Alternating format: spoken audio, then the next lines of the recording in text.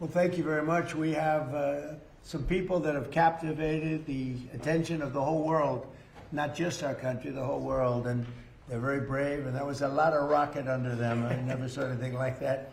We were talking about it. It's I don't know how they do it. I wouldn't want to do it, but it takes people like this to make our country great. And again, I've never seen anything. Everybody I knew, they wanted to see the launch, and they especially wanted to see a successful landing. And Jared, I want to congratulate you, what you've done at NASA. I made a great choice. And if you have any questions for any of us, feel free to ask. But we're very proud of these people. They have unbelievable courage, unbelievable. A lot of other things too, by the way. To get in there, you have to be very smart. You have to do a lot of things physically good. So I would have had no trouble making it. I'm physically very, very good. Maybe a little bit of a problem. I don't know, sure. We'll have to try it sometime. Is a president allowed to go up in one of these missions? We can get working on that, Mr. President. We'd have no problem, right? We can launch more rockets. The opportunity. We'll have to try it. Congratulations very much. Any questions, please? President. Thank you, Mr. President. First of all, it's a great honor to meet all of you. Congratulations and welcome to the White House. I have had the privilege of interviewing Gene Cernan, the last man to walk on the moon. Oh, good. Is that what you would like to do? And Mr. President, do you think that will happen during your second term? Well, we have a shot at it. I mean, we don't like to say definitely, because then you say, oh, we failed. Because I think we could say we're ahead of schedule. So we have a good shot. We've authorized it. And I think with this team and, with Jared's done such an amazing job at NASA, I think we have a good shot, right? We'll see. Yes, Mr. President, we have an achievable plan now back to the moon. And we're back in the business of launching moon rockets with frequency. So we just sent Artemis II around the moon. We're going to launch Artemis III in 2027. We'll protect for up for 2 opportunities in 2028 to return astronauts to the surface of the moon. I like space. I started Space Force, as you very well know. It's been very, very important. Then they tried to kill it. And actually, the military would not let the Biden administration kill it. They wanted to kill it.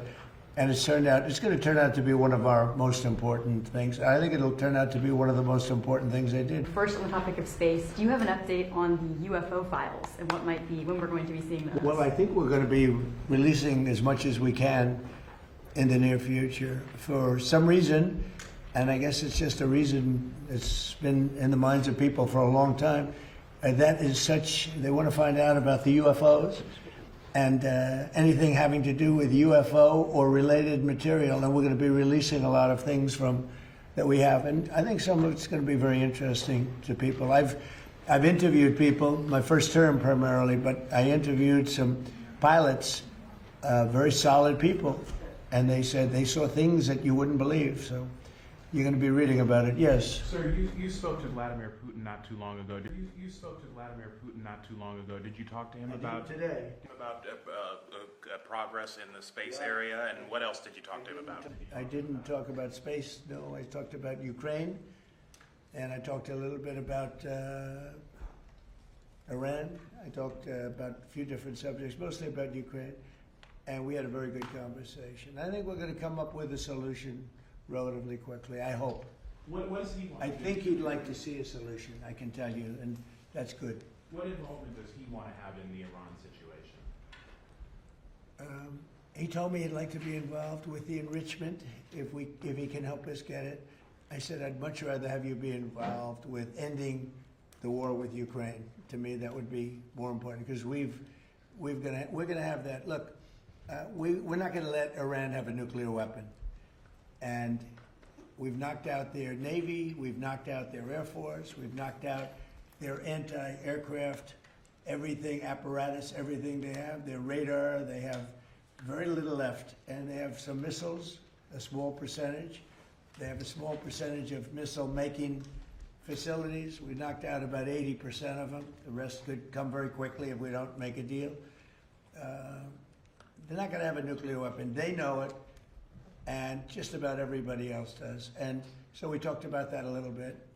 He doesn't want to see them have a nuclear weapon either. But I had a long talk with President Putin. I suggested a little bit of a ceasefire, and I think he might do that. He might announce something having to do with that. Did he announce it yet? No, but I was wondering, I was just going to ask Yeah, you. no, I asked him about, even if it's a little ceasefire, there's so many people being killed, it's so ridiculous. Well, I have a question, Mr. President. On your call with President Putin today, do you think the war in Iran ends first or the war in Ukraine? Well, we talked more about the war in Ukraine, but he would like to be of help. I said, before you help me, I want to end your war. So we had a good talk. I've known him a long time. I think he was ready to make a deal a while ago. I think some people made it difficult for him to make a deal, but we talked more about Ukraine. But which war do you think ends first? That's an interesting question. You know, coming from you, that's very interesting. Which war would end first? I don't know. Maybe they're on a similar timetable. I think Ukraine, militarily, they're defeated, okay? You wouldn't know that by reading the fake news, but AI, I mean, not just AI, because AI is, we're leading China by a lot in AI, as you know. The United Arab Emirates, the UAE, they pulled out of OPEC. Yeah, what do you think about that? I think it's great. I mean, I think it's great. Look, I know him very well, Mohammed, and very smart. And he probably maybe wants to go his own way. That's a good thing. I think ultimately it's a good thing for getting the price of gas down, getting oil down, getting everything down. They have it all. He's a great leader, actually. So no, I'm okay. They're having some problems in OPEC. Mr. President, regarding Iran, how long are you prepared to maintain the blockade? Could that go several more months? Well, the blockade is genius, okay? The blockade has been 100% foolproof. It shows how good our Navy is, I can tell you that. Nobody's going to play games. We have the greatest military in the world, and I built much of it during my first term, and we've been building it since. And the greatest anywhere in the world, nobody even close. And you see that whether it's Venezuela, and they have a good military in Venezuela, but it was over in one day. It was actually over in about 48 minutes. Iran, the same thing. I mean, militarily, we've wiped them out. They have no military left. It's all the Navy's at the bottom of the sea. The Air Force is never going to fly again. We've got an amazing military. Now they have to cry uncle. That's all they have to do. Just say, we give up.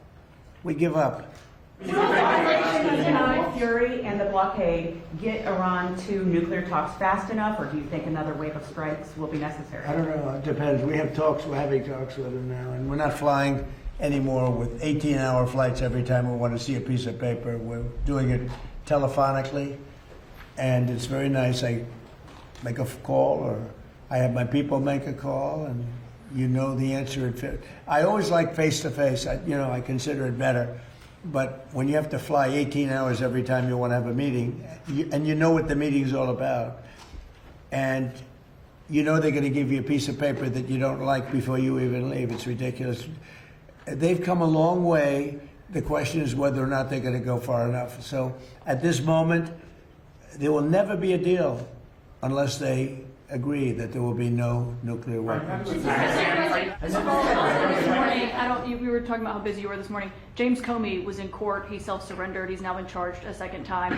This time over a social media post with seashells that said 8647. Do you really think that he was endangering your life or threatening your life with that post? Well, if anybody knows anything about crime, they know 86. You know what 86? It's a mob term for kill 'em. You know. You ever see the movies? 86 'em. The mobster says to one of his wonderful associates, 86 'em. That means kill 'em.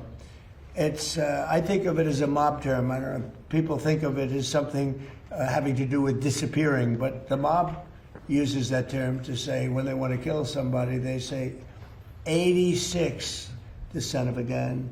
I'm trying to keep the language nice and clear. They don't use that term, son of a gun. They use another term.